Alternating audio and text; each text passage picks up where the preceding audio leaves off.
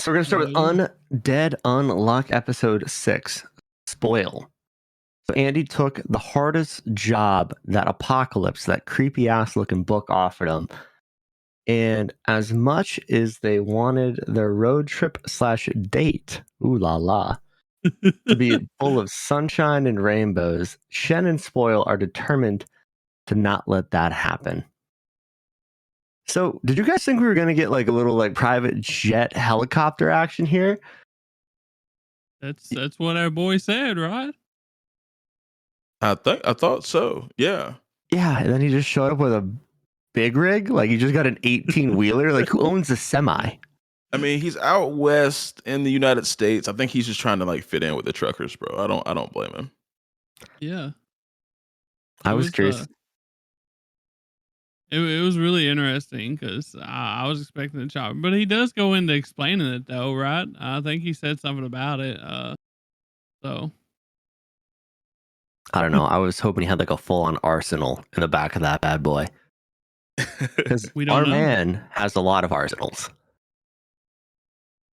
Yeah, I mean he might though. We didn't get to see it. I don't know if we'll get to see it next episode, but it would be interesting to him just like pull out the RPGs and shit. Well, he did though.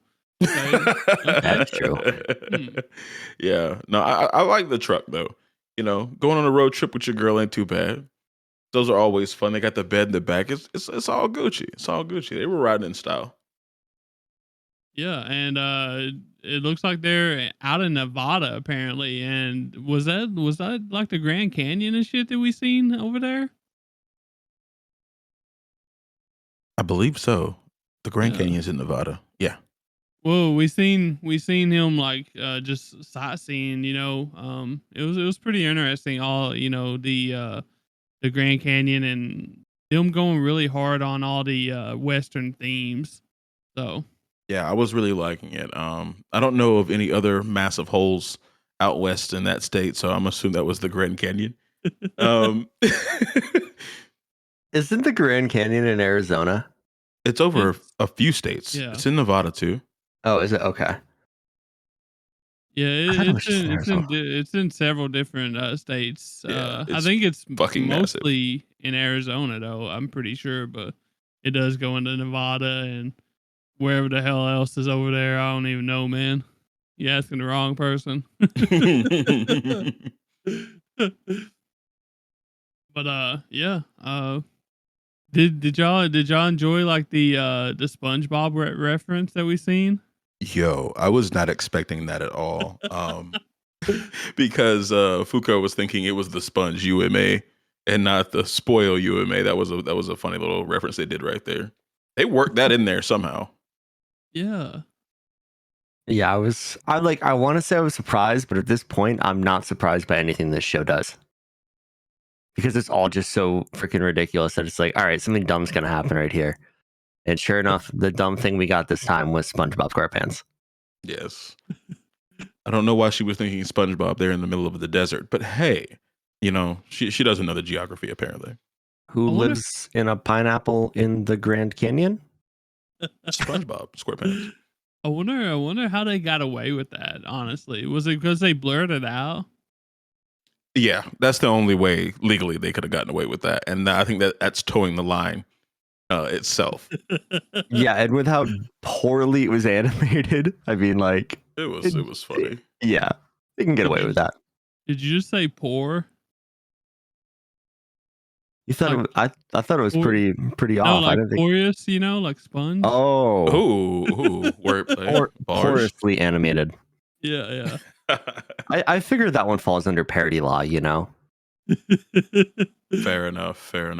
Yeah, I was super surprised to see it. I was like, damn, they really did this? I didn't even think they knew what SpongeBob was. So, but okay. SpongeBob's worldwide, big time. I guess. But next we got some. Shin had collected some intel from some informants that they sent to Longing City, and while they were listening to the audio, Foucault started like freaking out and maybe even having a panic attack. Like, what did you guys think was actually happening during that audio sequence? People were getting eaten. Yummy. Delicious. Little Zom 100 action, dude. Yes, yes, yes. Yeah. I mean, obviously, she's a little bit squeamish or whatever, but I was kind of confused of why they was like making a huge deal of like the dash and all the instrument gauges and all that stuff during this. You think that they would show her more if they wanted to emphasize that, I guess? Yeah, I don't know why they did that. I couldn't think of a reason. Like even like they showed like a Coke can or something, and it said something like hate or something on it. I'm not sure if that's supposed to be like a reference to something in this episode. So Definitely beat me on that one. Yeah, a whole lot of the dash for really no reason. From what I could tell, I thought maybe something was going to go wrong with the truck, but it yeah, seemed fine to me. Yeah. yeah, it was just really confusing. And we kind of got the vibe of that whole scenario. We just didn't know. I just didn't know why they were showing that for, but it is what it is. Yeah, I was thinking spoil was going to be more like decaying people on contact instead of the whole zombie vibe. I thought it was just going to be like sort of OP, which turning people to zombies is pretty OP, but like I thought it was just going to be like death. Yeah. Same here. Which I didn't really know what to expect, honestly, but it was different than what I wanted to even think about. So, uh, Yeah, definitely. So we also get a little background on why Fuko wants to actually complete this mission so bad. And she's hoping that the UMA that they're going to learn about on repair is, or sorry, the negator, not the UMA, might be able to help Andy find a way to die. And that kind of surprised me because, like, I know Fuko wants to help him die, but does she actually? You know, like, I feel like she really finally found a friend who she can, like, touch remotely. You know, like, would you really want your Right. boy to die like that? Yeah, it's like the only person you can make like skin to skin contact with. You think you'd want to hang on to him. I mean, just for like, yeah, companionship in a way, instead of having to be in a sweater and gloves and a hat all the time. I think when they get towards the end of the show, she's gonna start to, or maybe later even in the season, she's gonna start thinking about that. It's like, do I really want this person to pass on? She knows Andy wants to die, and she's just trying to help right now, I think. yeah, it's gonna be interesting though, to see if this changes. Especially, I think that, like you're saying, I think Fuko will change very easily her opinion on what she wants to do. But Andy, on the other hand, it's gonna be interesting to see if he decides he doesn't want to die.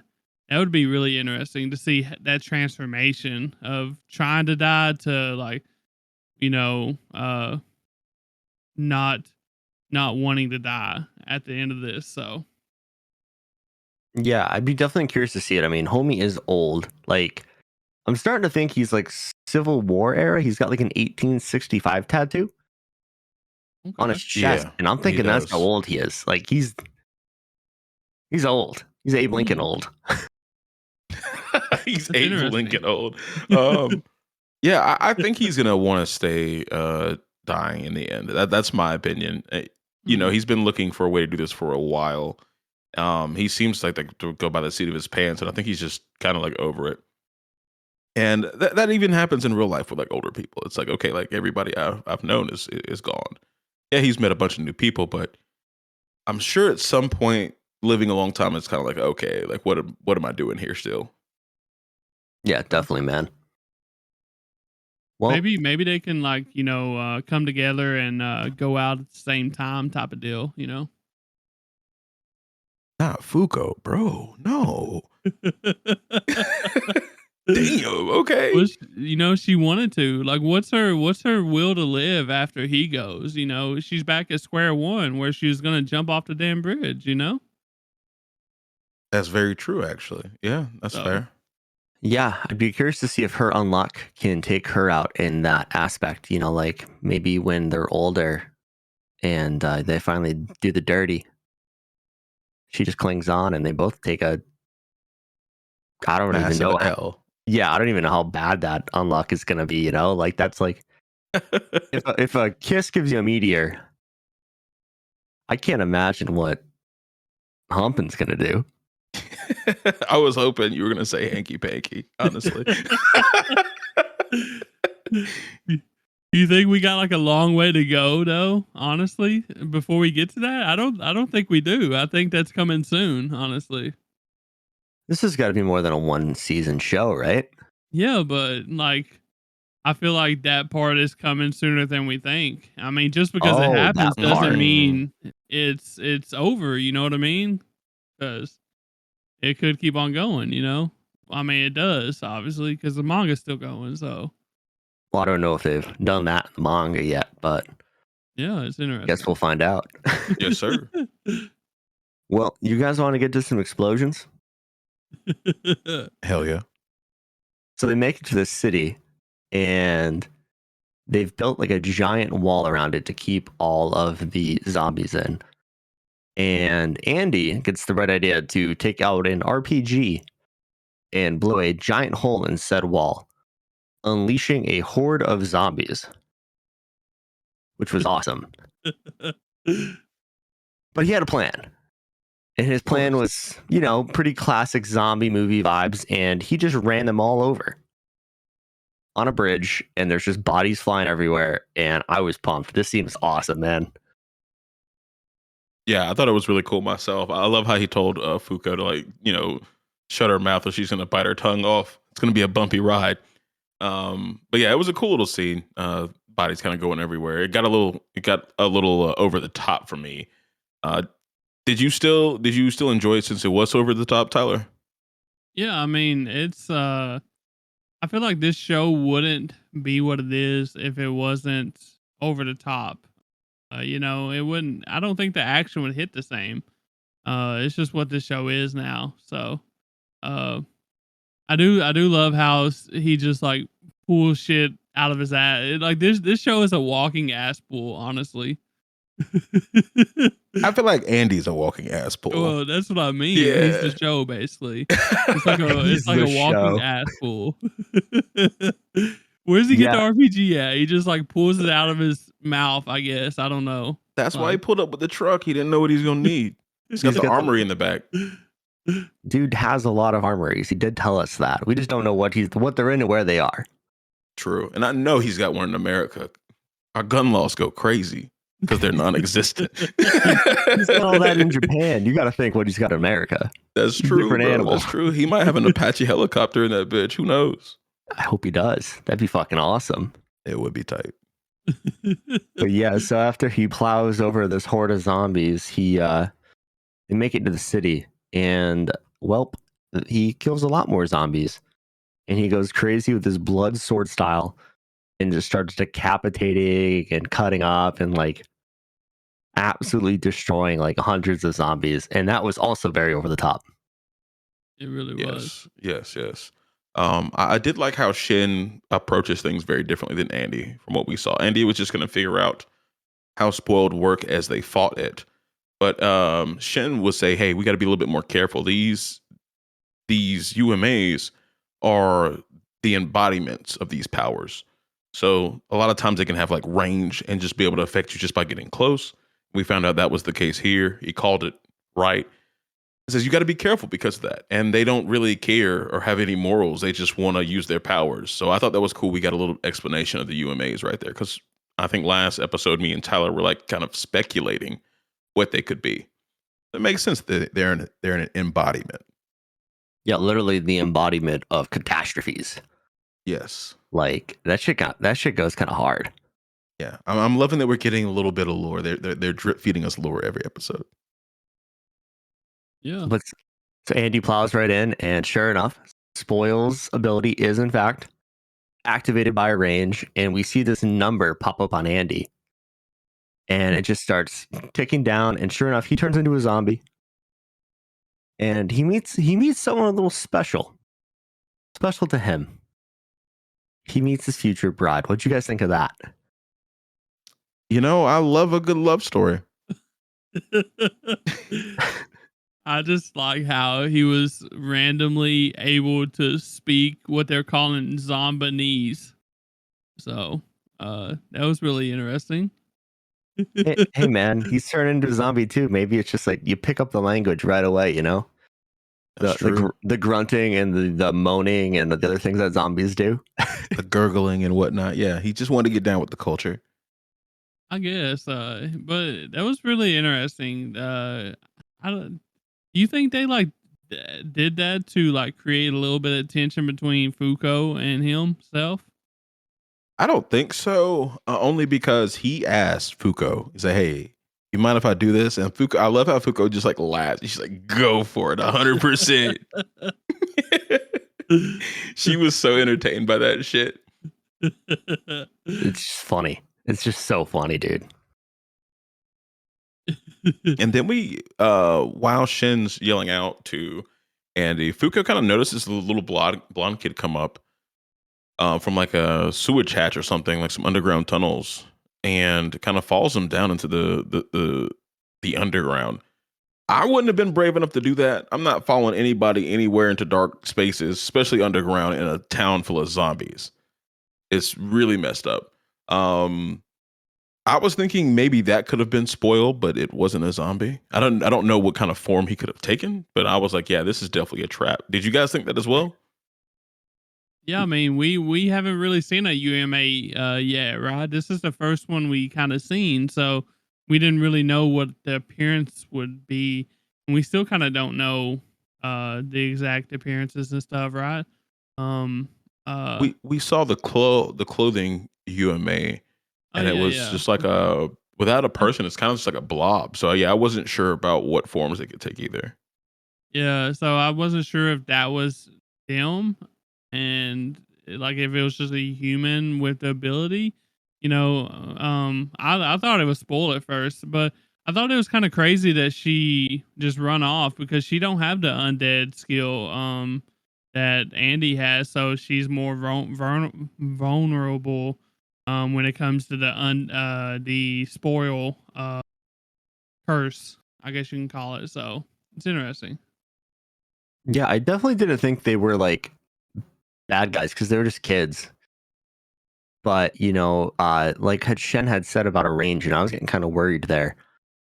And sure enough, we saw Fuko go and hug this kid and get affected. And it was kind of interesting because the kids all had that same timer on them, but they had a much longer time period on it. So it kind of had me thinking like, oh, the older you are, the faster you spoil, which kind of makes sense because that's what you do when you're old and in the ground is you decay. Right, right. So they have more time, but that must be why Andy spoils so quick because the dude is older than dirt.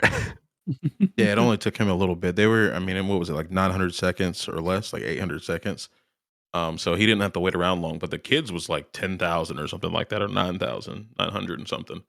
So yeah, I definitely do believe it's has something to do with your age.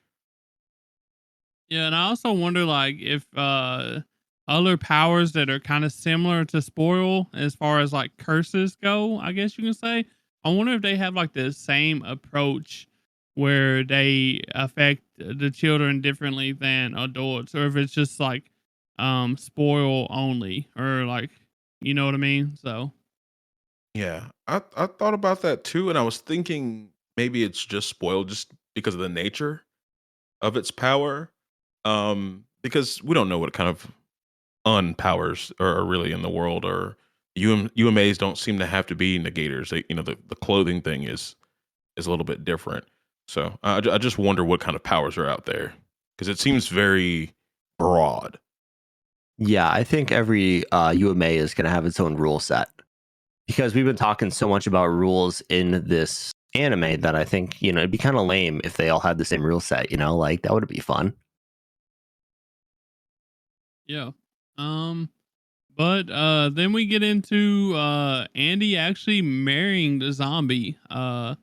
They and after all of it's said and done, but it's important to mention that they didn't get to the kiss the bride part. Because apparently all she wanted to do was wear the dress. Um, but they actually find Spoil, and he's actually the statue in the church that they was getting married in. So and it turns out to be like a titan like monster. It's like very big and monstrous looking titan like figure. So what did y'all think of that? He was a big bitch, dude. He was huge. He kind of reminded me of like some like the bad guys you saw in like One Punch Man. Okay. I definitely was getting that kind of vibe. When she was pointing towards the statue, I thought she was just pointing outside. And so I was like, where's Spoil? Where's UMA Spoil?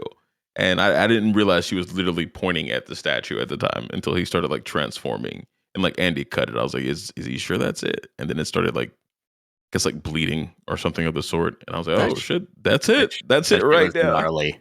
Yeah, it was. Yeah, we now know that UMAs are very different than negators. So, do you guys think all the UMAs are going to be this scary and this huge? Or do you think it's going to be dependent on their, I guess, what catastrophe or whatever they are, Yeah. I don't even think they have to be like catastrophes. I think they're going to probably find some really like cool ones that they don't want to capture or kill. Because like clothing isn't a disaster. It's devious. It's definitely not a good guy or a thing. Depends on their outfit. It could be a disaster. Oof. It could be. It could be. But yeah, I think they're going to be good and bad. This show has kind of surprised me with the amount of depth that it has compared to when it started. So I think it's going to be. I think some of these capturings or killings are going to be emotional. Yeah, for sure. And I guess the last question we'll get to is the obvious one. Do we think Andy's going to be able to get Spoiled to actually undo the curse on Fuko and Shin? Because we all know that he's not supposed to kill them, and obviously just capturing him will probably not break the curse. What do y'all think about that? Oh, he's definitely going to kill him because his former bride-to-be asked him to, so it's game on. True. Oh, you he think said so? he couldn't turn it down. Yeah, he said he couldn't turn down the request. Okay. I think he's gonna be smoking on a spoil pack at the end of the next episode. I guess we don't have to worry about Fuko and Shin then, I guess, or unless it keeps on going after. We don't know much about it, so I'm assuming it doesn't keep on going. So True. Yeah, I'd be curious to see if Fuko doesn't join the battle, but like tells Andy what's going on, and then he goes beast mode. Yes. Oh, yeah. yeah. I can definitely see Andy trying to protect Fuko from becoming a zombie. Yeah, just because that's his ticket to the afterlife, man. That's all he wants. Mm-hmm. Mm-hmm.